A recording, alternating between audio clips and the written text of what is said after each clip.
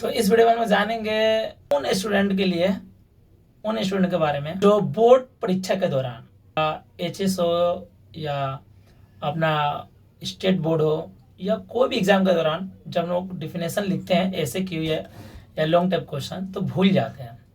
तो इसका सोल्यूशन हम लोग कैसे करेंगे इसके बारे में जानेंगे। तो ये सिंपल है, इस पर थोड़ा सा वर्क कंटिन्यू करना पड़ेगा। जैसे कि मान लो कोई डिफिनेशन हम लोग याद करते हैं और हम लोग 2 घंटा 3 घंटा बाद भूल जाते हैं, याद भी नहीं आता है, या तो हम लोग को याद आता है लिखते हैं तो गलत हो जाता है, रॉन्ग हो जाता है, तो उसमें कुछ मिस्टेक हो जाता है, या तो टाइम बहुत ज़्यादा ले लेता है कि हम लोग समय पे पेपर कंप्लीट नहीं कर पाते हैं।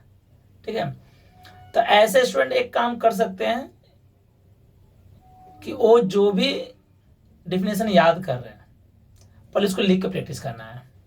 पहले जैसे कि आज याद किए, अभी याद किए, 1 घंटा बाद या 2 घंटा बाद उसको लिख के प्रैक्टिस करना, या तुरंत पहले एक बार लिख के प्रैक्टिस कर लेना है। फिर थोड़ा देर बाद जैसे 1 घंटा बाद 2 घंटा बाद एक बार उसको टेस्ट करना है क्योंकि याद है कि नहीं याद है, फिर उसको रिवाइज करना है, फिर उसको लिख के प्रैक्टिस करना है। उसको 2-3 बार लिख के प्रैक्टिस करने से क्या होता है ना कि माइंड में डिफिनेशन अच्छी तरह से बैठ जाता है।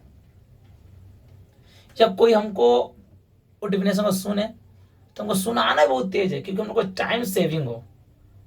अगर हम लोग सुनाने में टाइम लेते हैं तो टाइम सेव भी नहीं होगा, हाथ की स्पीड भी स्लो हो जाएगा। हाथ का स्पीड स्लो होने का कारण माइंड का स्पीड से है।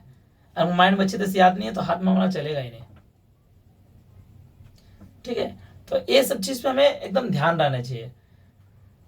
तो जैसे कि कोई डिफिनेशन है, जैसे हम लोग डिफिनेशन जानेंगे, जैसे एक तो है डोमिनेंट रिसेसिव कैरेक्टर या प्रभावी अप्रभावी लक्षण। तो इसका डिफिनेशन कैसे हम लोग याद तो कर लिए, लेकिन हम लोग कितना थोड़ा स्पीड भी रखेंगे बोलने के समय, माइंड में बहुत अच्छे तरह से बैठा रहेगा तो स्पीड भी बोला जा सकता है। जैसे कि जब 2 विलक्षण नर मादा के संकरण कराया जाता है, प्रथम पीढ़ी में एक करेक्टर दिखता है, दूसरा करेक्टर छिपा रहता है। जो करेक्टर दिखता है उसको प्रभावी लक्षण, जो छिपा रहता है उसे प्रभावी लक्षण करते हैं। समझ में आया कुछ? तो इसमें क्या होगा, जैसे कि 2 विपरीत लक्षण वाले, जैसे कि एक लंबा ले लिया एक बौना ले लिया, इन दोनों के बीच क्रॉस कराएंगे तो जो प्रोड्यूस होता है संतान उसको प्रथम पीढ़ी बोलते हैं, प्रोड्यूस होता है। तो उसमें देखेंगे ना कि एक करेक्टर दिखेगा और दूसरा छिपा रहेगा। कौन करेक्टर दिखेगा? जिसके लंबा वाला दिखेगा और बौना वाला छुपा रहेगा।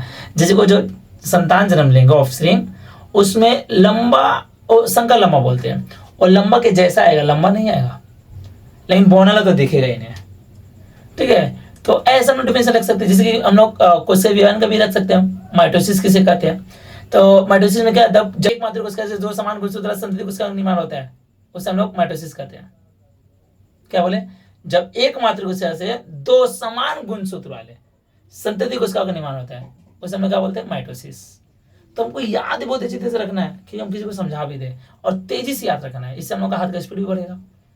जैसे एक और डिफिनेशन है मियोसिस, अर्धसूत्री विभाजन, नाम का अर्धसूत्री आधारसूत्र। जब एक मात्र कोशिका से 4 अर्ध गुणसूत्र वाले संतति कोशिका का निर्माण होता है उसे हम लोग क्या बोलते हैं? अर्धसूत्री विभाजन। तो ये थोड़ा सा तेजी से हमको याद रखना है।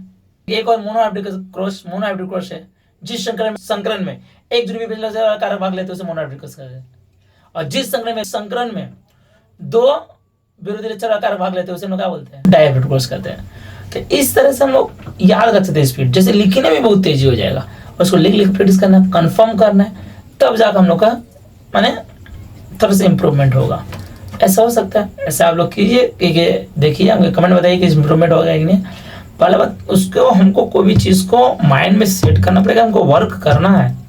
अगर माइंड में सेट ही नहीं करेंगे और वर्क को टालेंगे, थोड़ा सा पढ़ लेंगे, जैसे हम लोग का अनुभव होगा कि याद हो चुका है, लेकिन वो एक्चुअली में याद नहीं रहता है, एक्चुअली में याद रहता ही नहीं है, और या तो माइंड में हम लोग को स्किप कर जाता है या तो हम लोग भूल जाते हैं। तो एक लॉन्ग टाइम के लिए याद रखने के लिए हमको लिख के प्रैक्टिस करना बहुत ज़रूरी है। अगर लिख कर हम लोग प्रैक्टिस नहीं करते हैं तो हम लोग प्रॉब्लम फेस कर सकते हैं, और एग्जाम के दौरान हम लोग का निकल जाता है।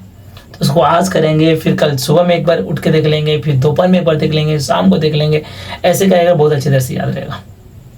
तो इस तरह से हम लोग कोई भी चीज़ याद रख सकते हैं अच्छी तरह से। ठीक है, ओके, मिलते हैं। तो अगर और नॉलेज लेना है तो इस चैनल को सब्सक्राइब कर सकते हैं, और क्योंकि इस चैनल पे बहुत सारे वीडियो अभी अपलोड होगा, बहुत दिन से अपलोड नहीं हो रहा था ड्यू टू सम रीजन्स। मेरा ऑफलाइन क्लास भी चलता है तो थोड़ा सा व्यस्त है, इसलिए ऑनलाइन के लिए टाइम नहीं मिल रहा था। तो आप लोग इसको सब्सक्राइब कर लीजिए, इसमें हर एक चीज़ पढ़ने से रिलेटेड बताया जाएगा, हर एक सब्जेक्ट के बारे में बताएगा। ठीक है, बहुत सारे सब्जेक्ट को हम बता सकते हैं, चाहे आपको केमिस्ट्री हो, फिजिक्स हो, लाइफ साइंस हो, हिंदी हो, इंग्लिश हो, ठीक है, ज्योग्राफी हो, एवरीथिंग अच्छी तरह से बताया जा सकता है। ठीक है, थैंक यू, बाय बाय।